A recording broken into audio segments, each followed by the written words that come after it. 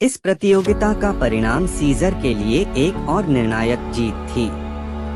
थे ही नहीं, जिन जहाजों को मिस्रियों ने एकत्र किया था वे हार गए और नष्ट हो गए, लेकिन तिल इसके प्रत्येक छोर पर किले और प्रकाश के साथ द्वीप, घर और फरोस का नगर, सब कुछ कैसर के हाथ में आ गया। मिस्रवासी अब निराश होने लगे। सेना और लोग न्याय करते हुए, जैसा कि मानव जाति हमेशा करती है, केवल उनके सैन्य कमांडरों के गुण के द्वारा सफलता की कसौटी गैनीमेडे और अर्सिनों के शासन से थकने लगी। उन्होंने अपने असंतोष को प्रकट करते हुए कैसर के पास गुप्त दूत भेजे और कहा, अगर वह टॉलेमी को मुक्त कर देता, जो यह याद किया जाएगा, यह सब समय था। सीजर के महलों में राज्य के एक प्रकार के कैदी के रूप में आयोजित उन्होंने सोचा कि लोग आम तौर पर उसे अपने संप्रभु के रूप में स्वीकार करेंगे और फिर वह एक पूरे के सौहार्दपूर्ण समायोजन के लिए आसानी से व्यवस्था की जा सकती है। विवाद। सीजर इस प्रस्ताव को स्वीकार करने के लिए दृढ़ता से इच्छुक था। तदनुसार उन्होंने टॉलेमी को अपनी उपस्थिति में बुलाया और उसे कृपापूर्वक लेते हुए हाथ से मिस्र के लोगों की इच्छाओं के बारे में बताया और उसे दिया जाने की अनुमति। हालांकि टॉलेमी ने विनती की कि उसे दूर न भेजा जाए। उसने कबूल किया। सीजर के लिए सबसे मजबूत लगाव और उस पर और उसके प्रति अत्यधिक विश्वास बहुत पसंद करते हैं, उन्होंने कहा, उनकी सुरक्षा में रहना। सीजर ने उत्तर दिया कि यदि वे उसकी भावनाएं होती तो अलगाव स्थायी नहीं होता। हम अगर दोस्तों के रूप में अलग हो गए, उन्होंने कहा, हम जल्द ही फिर मिलेंगे। इन और इसी तरह से आश्वासन देकर उसने युवा राजकुमार को प्रोत्साहित करने का प्रयास किया और फिर उसे भेज दिया दूर। टॉलेमी को मिस्रवासियों ने बड़े आनंद के साथ प्राप्त किया और था तुरंत सरकार के सिर पर रखा गया। इसके बजाय के सीजर के साथ झगड़े के निपटारे को बढ़ावा देने का प्रयास करते हुए वह लग रहा था। इसमें अब स्वयं व्यक्तिगत रूप से अत्यधिक उत्साह के साथ प्रवेश करें और एक बार में शुरू करें। जोरदार के लिए समुद्र और जमीन दोनों से सबसे व्यापक तैयारी करें। युद्ध का अभियोजन। इन ऑपरेशनों का परिणाम क्या हो सकता है, अब ज्ञात नहीं है।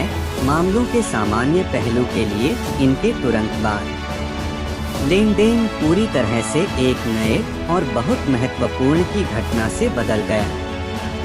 घटना जिसने अचानक हस्तक्षेप किया और जिसने सभी पक्षों का ध्यान आकर्षित किया।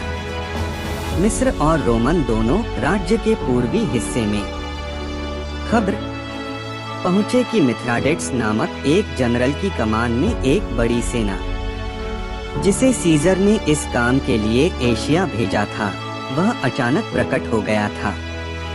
पेलुसियम में उस शहर पर कब्जा कर लिया था और अब अलेक्जेंड्रिया जाने के लिए तैयार थे। मिस्र की सेना ने तुरंत पड़ोस में अपनी छावनियों को तोड़ दिया। अलेक्जेंड्रिया के और इन नए आक्रमणकारियों से मिलने के लिए पूर्व की ओर मार्च किया। सीजर उन सभी सेनाओं के साथ उनका पीछा किया जिन्हें वह सुरक्षित रूप से शहर से दूर ले जा सकता था। उसने रात में शहर छोड़ दिया और बिना देखे और देश भर में चला गया, इतनी तेजी से कि टॉलेमी की सेना के आने से पहले वह मिथ्राडेट्स में शामिल हो गया। विभिन्न मार्चों और युद्धाभ्यासों के बाद सेनाएं मिली और एक महान युद्ध हुआ। लड़ा, मिस्रवासी पराजित हुए। टॉलेमी का शिविर लिया गया था। रोमन के रूप में सेना इसके एक तरफ टूट पड़ी। टॉलेमी के पहरेदार और परिचारक भाग गए। दूसरे अत्यधिक आतंक और भ्रम में प्राचीर पर चढ़ते हुए सबसे आगे सिर के बल नीचे खाई में गिर गया, जो जल्द ही भर गया था, मृतकों और मरने वालों से भरा हुआ, जबकि पीछे से आए लोगों ने उसे दबा दिया। पुल इस प्रकार बना, निर्दयी रूप से रौंदते हुए, जैसे वे भागे के शवों पर।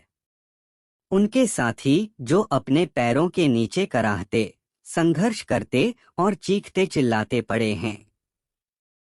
जो बच गए वे नदी पर पहुंच गए।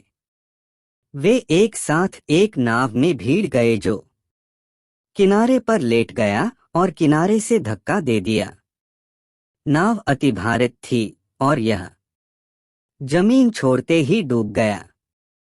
रोमनों ने उन शवों को खींचा जो तैरते थे किनारे पर फिर से, और उन्होंने उनमें से एक को पाया जो शाही द्वारा कुरिरास जो उस पर था, मिस्र का प्रथागत बिल्ला और कवच राजा, वे टॉलेमी के शरीर को जानते थे। इस युद्ध में सीजर को जो जीत मिली और टॉलेमी की मौत का अंत हो गया। युद्ध अब उसके पास खुद को सिर पर बिठाने के अलावा कुछ नहीं बचा था। संयुक्त सेना और अलेक्जेंड्रिया वापस मार्च। मिस्र की सेना जिसके पास था कोई प्रतिरोध नहीं किया और वह जीत में शहर में प्रवेश कर गया। वह ले लिया अर्सिनो कैदी। उसने फैसला किया कि क्लियोपेट्रा को रानी के रूप में शासन करना चाहिए और वह अपने सबसे छोटे भाई टॉलेमी से शादी करनी चाहिए, जो इस समय एक लड़का है, 11 वर्ष की आयु। इतनी कम उम्र में किसी के साथ विवाह बेशक एकमात्र रूप था। क्लियोपेट्रा पहले की तरह सीजर की साथी बनी रही। सीजर ने इस बीच रोम और पूरे समय में बड़ी निंदा की थी। पूरी रोमन दुनिया इस प्रकार अपने स्वयं के उचित कर्तव्यों से अलग हो जाने के कारण रोमन कौंसल के रूप में और साम्राज्य की सेनाओं के कमांडर इन चीफ के रूप में, जिसके साथ एक दूरस्थ और एकांत साम्राज्य के झगड़ों में खुद को उलझा लेते हैं। रोमन राष्ट्रमंडल के हित बहुत कम जुड़े हुए थे।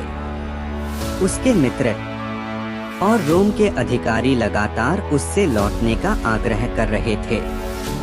वो थे विशेष रूप से अपने स्वयं के उचित कर्तव्यों की लंबी उपेक्षा से नाराज, यह जानते हुए कि वह मिस्र में रानी के प्रति दोषी लगाव के कारण बंधा हुआ था। इस प्रकार न केवल राज्य के प्रति अपने दायित्वों का उल्लंघन कर रहा है, बल्कि इसी तरह अपने ऊपर लागू कर रहा है। पत्नी कैल्पर्निया और रोम में उसका परिवार एक असहनीय गलती, लेकिन सीजर ऐसा था।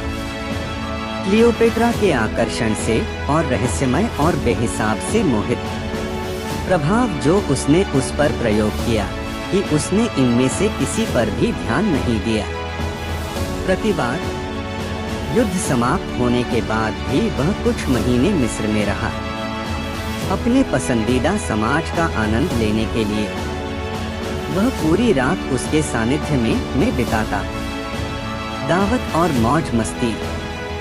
उसने मिस्र के माध्यम से उसके साथ एक शानदार शाही प्रगति की। युद्ध समाप्त होने के बाद रोमन गार्डों की एक बड़ी संख्या में ट्रेन में भाग लिया। वह उसे रोम ले जाने और वहां उससे शादी करने की योजना बनाई और उसने ले लिया शहर के कानूनों में बदलाव के उपाय, ताकि उसे ऐसा करने में सक्षम बनाया जा सके जबकि वह पहले से शादीशुदा था। इन सब बातों ने कैसर के लोगों में भारी असंतोष और अप्रसन्नता उत्पन्न की। दोस्तों और पूरे रोमन सेना में मिस्रवासियों ने भी कड़ी निंदा की। क्लियोपेट्रा का आचरण। इस समय उसके एक पुत्र का जन्म हुआ जिसे द अलेक्जेंड्रियन नाम उनके पिता सीजेरियन से क्लियोपेट्रा में माना जाता था। माँ का नया रिश्ता जिसे उसने अब निभाया न कि शौक से और सहानुभूति, लेकिन तिरस्कार और निंदा की भावनाओं के साथ।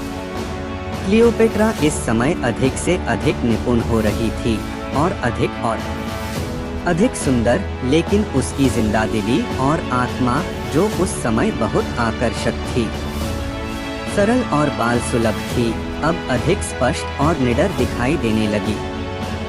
यह है दिल को नरम और वश में करने के लिए शुद्ध और वैध प्रेम की विशेषता, और एक अपने सभी कार्यों में कोमल और शांत आत्मा, जबकि वह जो बाधाओं को तोड़ता है, कि ईश्वर और प्रकृति ने इसके लिए चिन्हित किया है, स्त्री को मर्दाना बनाने की प्रवृत्ति रखता है, और बोल्ड उसकी सभी संवेदनाओं को प्रभावित करने के लिए और उस सज्जनता और कायरता को नष्ट करने के लिए आचरण का जो उसके आकर्षण को बढ़ाने में इतना बड़ा प्रभाव डालता है।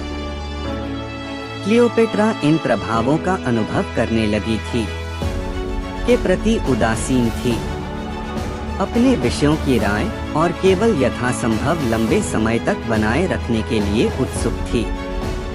सीजर पर उसका दोषी प्रभुत्व।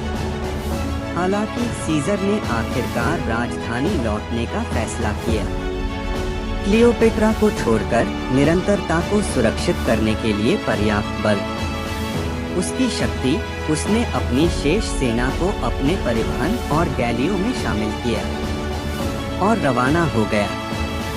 वह उसे प्रदर्शित करने के इरादे से दुखी अर्सिनो को अपने साथ ले गया। रोम पहुंचने पर उनकी मिस्र की जीत की ट्रॉफी के रूप में